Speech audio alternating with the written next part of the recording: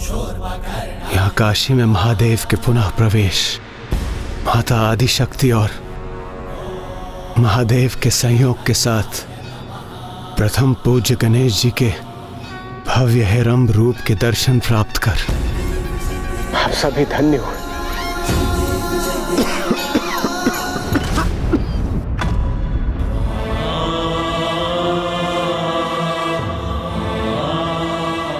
इंद्रदेव, आप और सभी देवता इतने दुर्बल क्यों हो गए?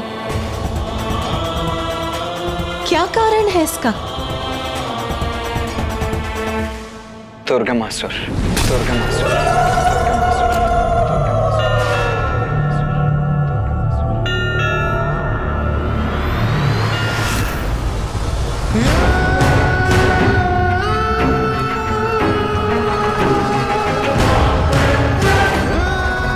इसलिए अब तो सर्वत्र अज्ञानता के अंधकार का विस्तार होना चाहिए, तो फिर दूर में दिखाई देती ये लौ कैसी? वो लौ तुम्हारा काल है।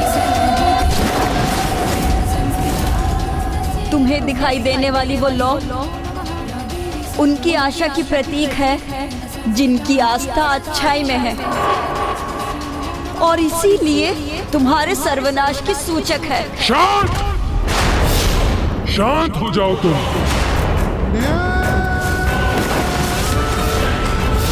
मुझे स्पष्ट बताओ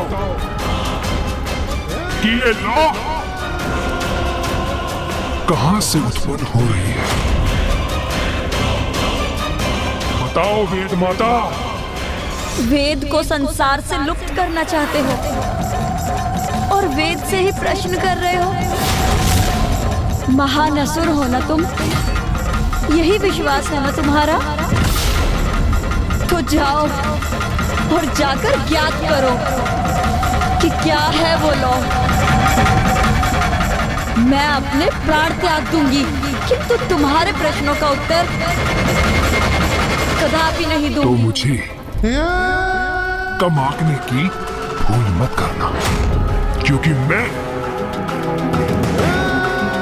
दुर्गमासुर हूं और मुझे अपने प्रश्नों का उत्तर कैसे ज्ञात करना है बड़ी बात ही ज्ञात है मुझे।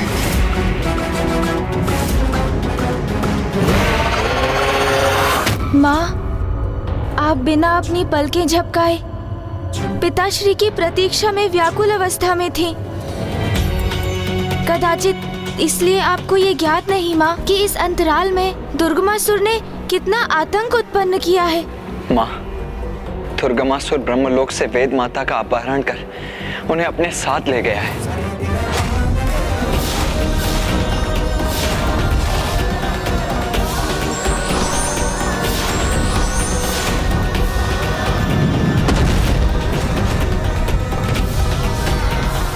माता, इस सृष्टि की रक्षा के लिए मुझे इस असुर से मुक्त कराइए माता।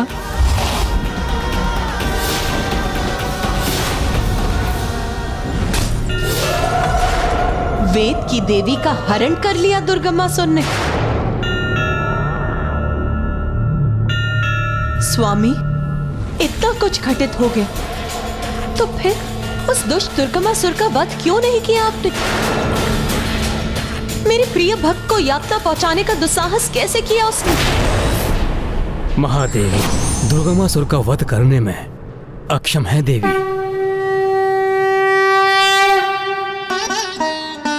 ये आप क्या कह रहे हैं? भला ऐसा कौन सा असुर है जिसका वध स्वामी नहीं कर सकते? देवी, दुर्गमासुर को दिए वरदान की मर्यादा के अनुसार महादेव उसका वध करने में असमर्थ हैं। फिर कौन कर सकता है उसका वध? वो ऐसी स्त्री हो जिसने वर्षों तक अपनी पलकें न झपकाई हो। तथास्तु, तथास्तु। आप देवी एकमात्र आप ही उसका अंत कर सकती हैं। उसको दिए हुए वरदान के अनुसार उसका वध एक ऐसी स्त्री से संभव है जिसने सहस्त्र वर्षों से अपनी पलकों को झपकाया ना हो। हाँ माँ, अब आप ही दुर्गमासुर का वध कर वेद माता को उससे मुक्त कराकर पुनः संसार में धर्म की सत्ता स्थापित कर सकती हैं, जिससे यज्ञ आदि पुनः आरंभ हो सके और देवता भविष्य रूपी अपना आहार प्राप्त कर सके। माँ,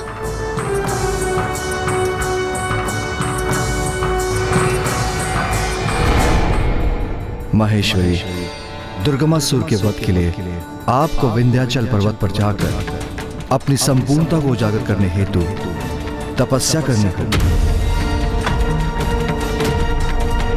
स्वामी, अभी तो हमने इतनी दीर्घ अवधि तक इतना कष्टप्रद वियोग सहा है। अब जब हम एक साथ हुए भी तो हमें पुनः विलग होना होगा।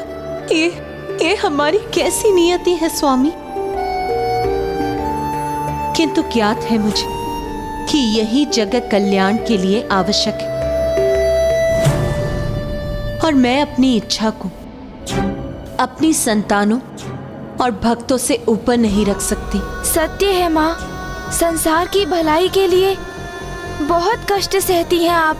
पुत्र, यदि मेरे भक्त दुखी हैं, तो मैं प्रसन्न कैसे हो सकती हूँ? मेरी और तुम्हारे पिताश्री की सुख का तो बस एक ही आधार है, हमारी समस्त संतानों का सुखी और सुरक्षित रहना। जिस गृह में पति और पत्नी के बीच में स्नेह होता है और परिवार के समस्त सदस्यों में पारस्परिक स्नेह की भावना के साथ सामंजस्य होता है, मेरा वास वहीं होता है। हम इतना त्याग इसीलिए करते हैं ताकि संसार में सभी सुख और स्नेह से रह सके। मैं दुर्गमासुर का वध अवश्य करूंगी, किंतु ये तभी संभव होगा जब वेद की देवी उसके बंधन से मुक्त होकर सुरक्षित अपने स्थान पर स्थित हो जाएंगी। और ये कार्य तुम्हें करना होगा गणेश।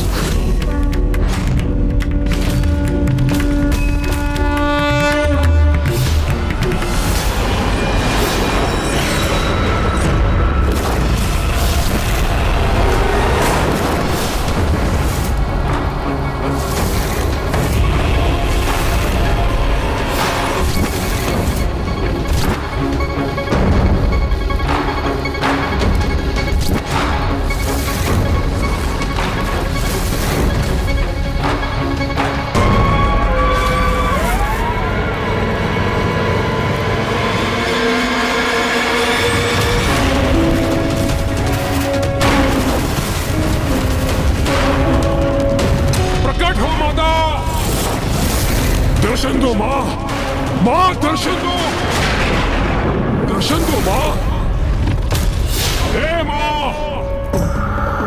मैं असुरराज दुर्गमासुर आपकी तामसिक पूजा करूंगा और इस पूजा हेतु मैं किसी भी पशु की बलि आपको प्रस्तुत कर सकता हूं, किंतु नहीं, मैं ऐसा कदापि नहीं करूंगा। माँ प्रकट हो माँ, दर्शन दे माँ, दर्शन दे।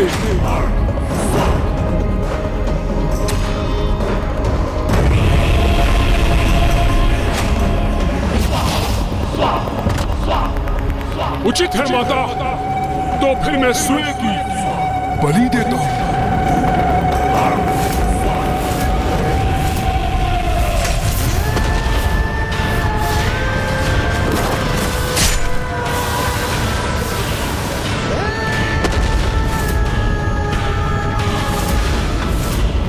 माँ प्रकट हो माँ, दर्शन दो माँ, दर्शन दो माँ।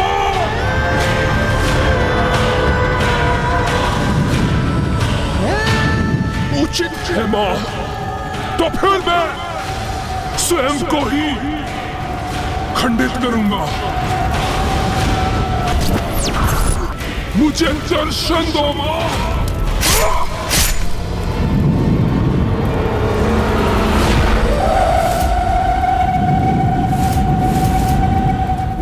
मुझे दर्शन दो माँ। माँ प्रकट होइए।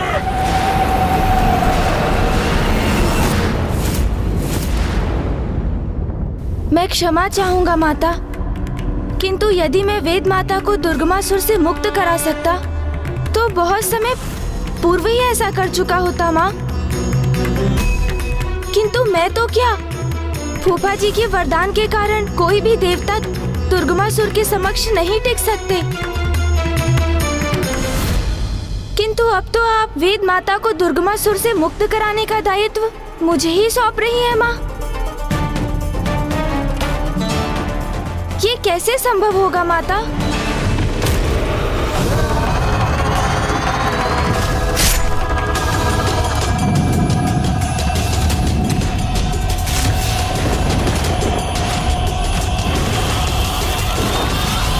मेरी आहुति स्वीकार करो माँ। दर्शन दो माँ।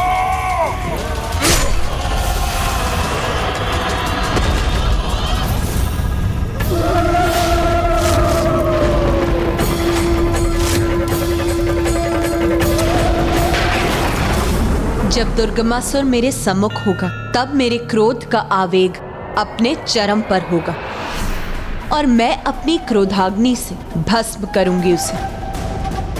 किंतु वेद की देवी मेरे क्रोध से कोई क्षति पहुंचे ये मुझे स्वीकार नहीं।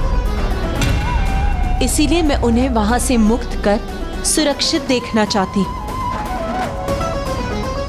और एक बार वेद की देवी देवताओं के समक्ष पहुंच गई तो वो उन्हें पुनः ऊर्जा प्रदान करेंगी। और जब सभी देवगण पुनः अपना पूर्ण वैभव प्राप्त करेंगे तभी मैं दुर्गमासुर को दंडित करूंगी। इसीलिए वेद की देवी को दुर्गमासुर से छिपकर मुक्त करना होगा। और इतनी चतुराई तुम्हारे सिवाय और किस में है गणेश?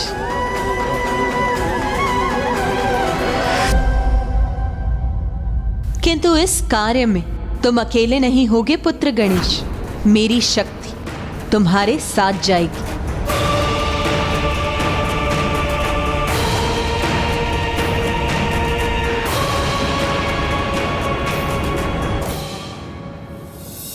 जगदम्बे जगजननी सिंह आरूढ़ा, जय माँ उमा स्वरूपा। शांत हो माँ। पुत्र, मेरी ये शक्ति तुम्हें वेद की देवी तक पहुंचने में तुम्हारा मार्गदर्शन करेगी और तुम्हारे मार्ग में आने वाली सभी कठिनाइयों को दूर भी करेगी। रूप धरो अब, विनती सुनो माता, छोड़ो आवेशा। हरिपथ करता निवेदन गणेशा, जगदम्बे जगजननी सिंह आरूढ़ा। जय माँ उमा स्वरूपा।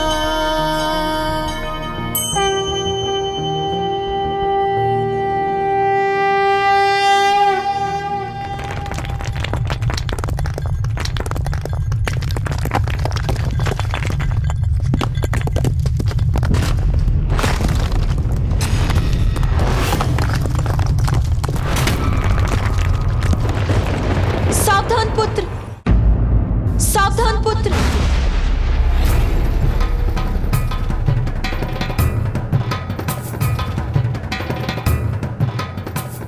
पुत्र, जब मैंने कहा था मेरी शक्ति और मैं अपनी संपूर्णता से तुम्हारे साथ रहेंगे, इसका अर्थ ये है कि मैं सृष्टि की समस्त शक्ति ज्योति पुंज के रूप में तुम्हारे हाथों में स्थित रहूंगा।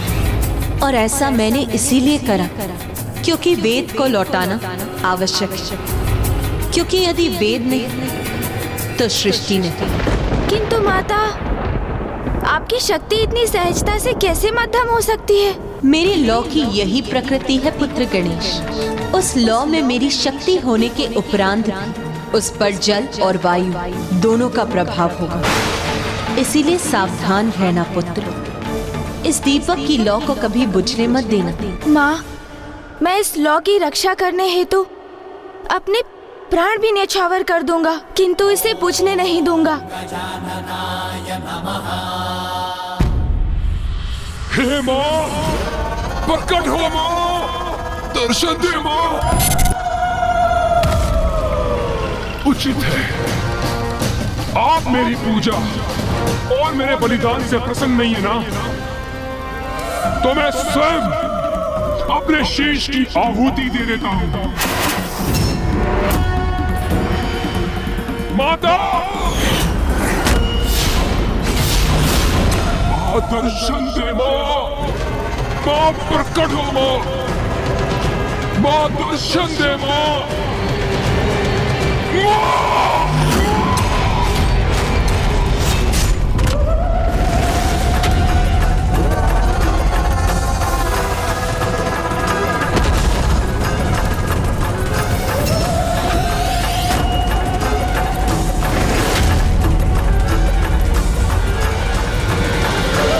और एक क्षण के लिए तो मुझे लगा कि भस्म कर दूं तेरा शीश इस अग्नि में, अंत कर दूं मैं तेरा दुष्ट, बिखरे पड़े रहने दूं तेरे शरीर के लिए भिन्न भाग, और छुटकारा प्राप्त करूं तेरे हट से।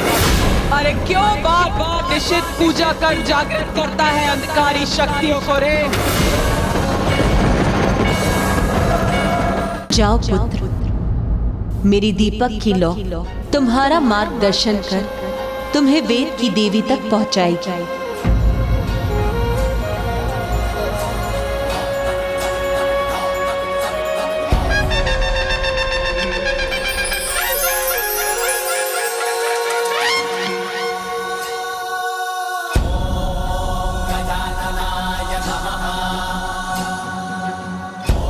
वो दीपक तुम्हें उचित दिशा का संकेत देकर तुम इस पे विश्वास कर आगे बढ़ो पुत्र, तो तुमसे कोई भूल नहीं होगी।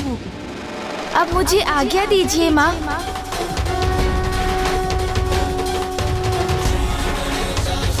मूषक जी,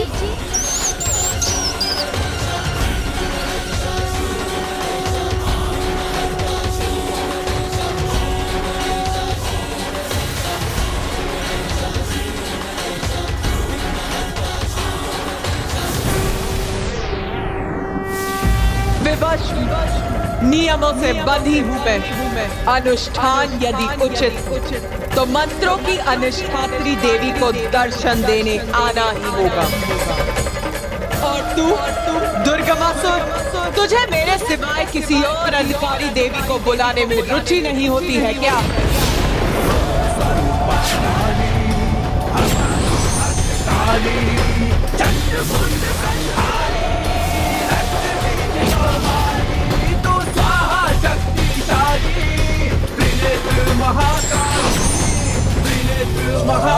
धन्यवाद माता, आपने मेरी पूजा सफल कर दी। आप धन्य हैं माँ, धन्य हैं।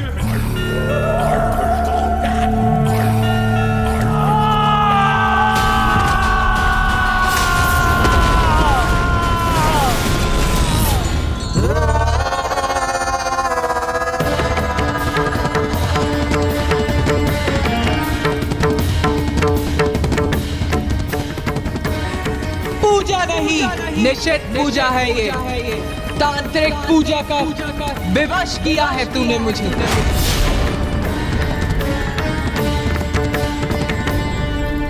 माता, वो दूर वहां जो मैंने नौ देखी है, वो क्या है माँ? वेद माता तो अभी भी मेरे वश में है, और संसार से वेद लुप्त है, तो फिर संसार में सर्वथा अंधकार ही छाना चाहिए ना माँ? तो फिर इस प्रकाश की उत्पत्ति कहां से हुई माँ? वेद माता तेरे वश में है, फिर भी अज्ञानी का अज्ञानी ही रह गया तू। अरे सुन, महादेव काशी लौट आए हैं, महादेव और आदि शक्ति का पुनर्मिलन हुआ है, और इस मिलन के कारण तुझे ये प्रकाश दिखाई दे रहा है। बस इतनी सी बात, मैं व्यर्थ ही चिंतित हो रहा था। यदि महादेव और आदिशक्ति साथ आ गई है, तो मुझे उससे क्या? माता, माता रुकिए माता, मुझे बताइए इसके पीछे क्या छुपा है जो मैं देख नहीं पा रहा हूं माँ? बताइए माँ, कृपया मुझे बताइए। जब तू इतना कुछ कहता है तो तुझे दिखाई कैसे देगा मूर्ख? मुझे यहाँ बुलाकर अपने प्रश्न का उत्तर तू स्वयं ही दे रहा है।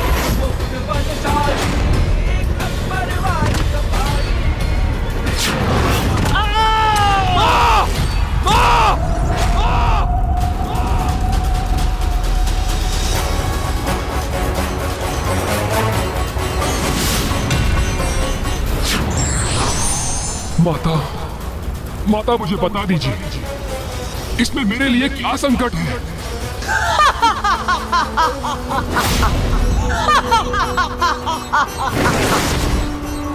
सत्य में मूर्खाधिराज है रे तू। तेरे ऊपर तो संकट ही संकट है मूर्ख। वो कैसे माता? माता आदि शक्ति अपनी शक्ति के साथ अपने पुत्र गणेश को तेरी ओर भेज रही है। गणेश के हाथ में एक दीपक, उस दीपक की लौ में माता की शक्ति। यदि वो लौ तेरी नगरी तक पहुंच गई तो तेरी संपूर्ण नगरी भस्म हो जाएगी। तो रोक ले उसे, बुझा दे उस दीपक की लौ को, अन्यथा तेरी नगरी को नष्ट होने से कोई शक्ति नहीं रोक पाएगी।